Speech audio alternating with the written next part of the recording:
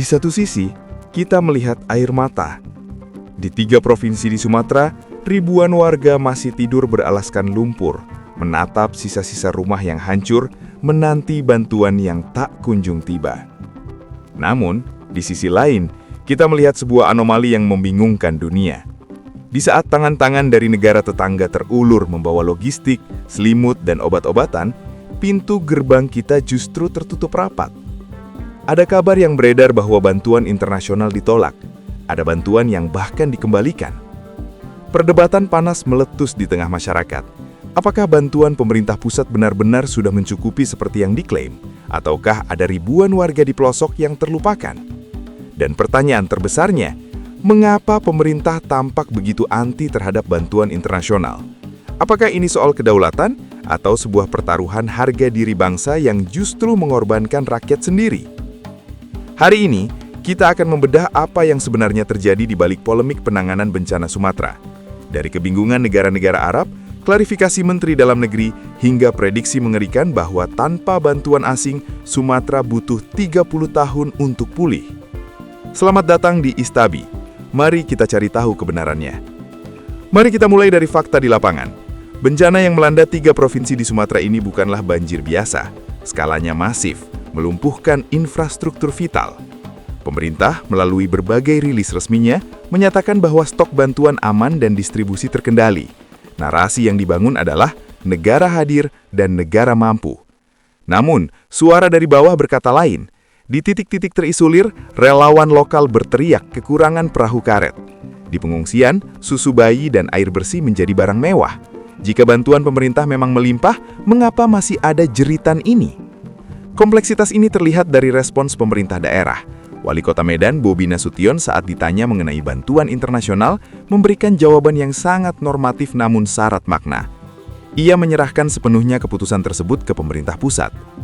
Mengutip laporan Kompas.com, Bobi menyatakan, soal bantuan internasional kami serahkan ke pusat. Pernyataan ini menyiratkan bahwa tangan pemerintah daerah terikat. Mereka melihat kebutuhan warganya. Mereka tahu bantuan asing bisa mempercepat pemulihan, namun hierarki birokrasi menuntut satu komando dari Jakarta. Tidak ada inisiatif daerah untuk menerima langsung, semua harus melalui satu pintu yang kini sedang disorot tajam. Sikap satu pintu ini ternyata berujung pada penolakan yang mengejutkan dunia.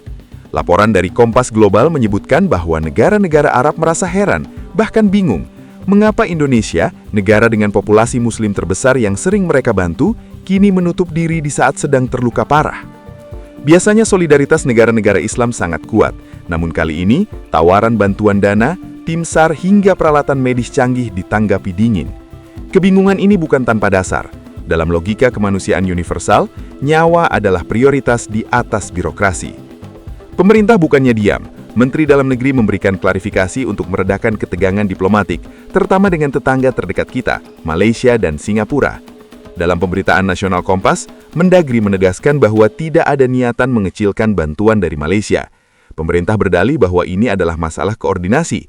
Mereka ingin memastikan bahwa bantuan yang masuk sesuai dengan kebutuhan spesifik dan tidak tumpang tindih. Namun alasan koordinasi seringkali terdengar klise di telinga korban bencana.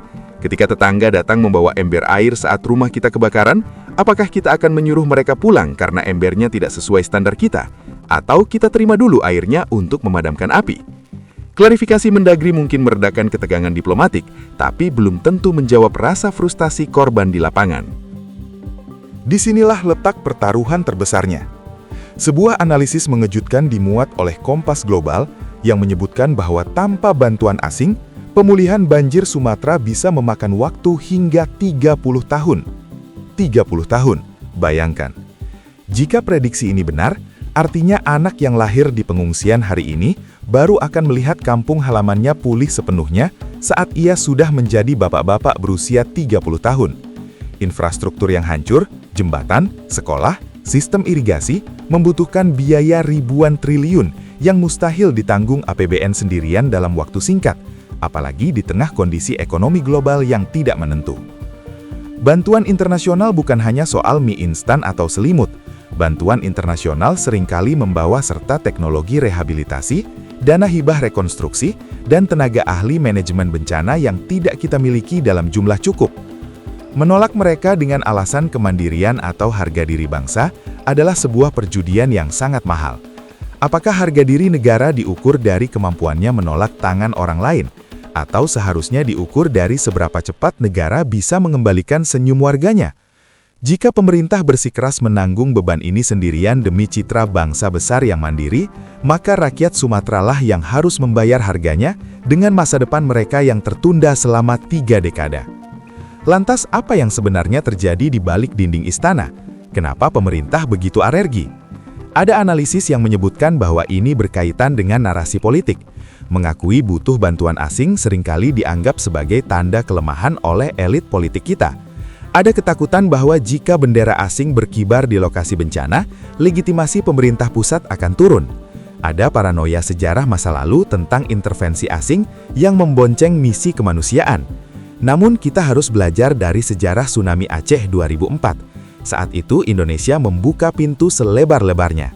Hasilnya, Aceh bangkit lebih cepat dari prediksi. Dunia bergotong royong. Apakah kedaulatan kita hilang saat itu? Tidak. Justru diplomasi kemanusiaan memperkuat posisi Indonesia di mata dunia. Sikap anti bantuan hari ini terasa seperti langkah mundur. Sebuah langkah yang didorong oleh ego sektoral, bukan oleh kalkulasi kemanusiaan. Sahabat sekalian, bencana di 3 provinsi Sumatera ini adalah ujian bagi kita semua. Fakta bahwa masih ada daerah yang belum tersentuh bantuan adalah realitas yang tak bisa ditutupi. Fakta bahwa negara tetangga dan dunia Arab bingung dengan penolakan kita adalah teguran keras. Dan prediksi pemulihan 30 tahun adalah mimpi buruk yang harus kita hindari. Mendagri boleh saja mengklarifikasi bahwa tidak ada niat buruk. Bobi Nasution boleh saja mengerahkan ke pusat. Tapi pada akhirnya, korban bencana tidak butuh birokrasi, mereka butuh solusi. Menerima bantuan bukanlah tanda kelemahan. Menerima bantuan adalah tanda kebijaksanaan seorang pemimpin yang mengutamakan keselamatan rakyatnya di atas ego dan citra. Kita berharap pintu hati para pengambil kebijakan terbuka sebelum pintu harapan para korban tertutup selamanya. Terima kasih telah menonton.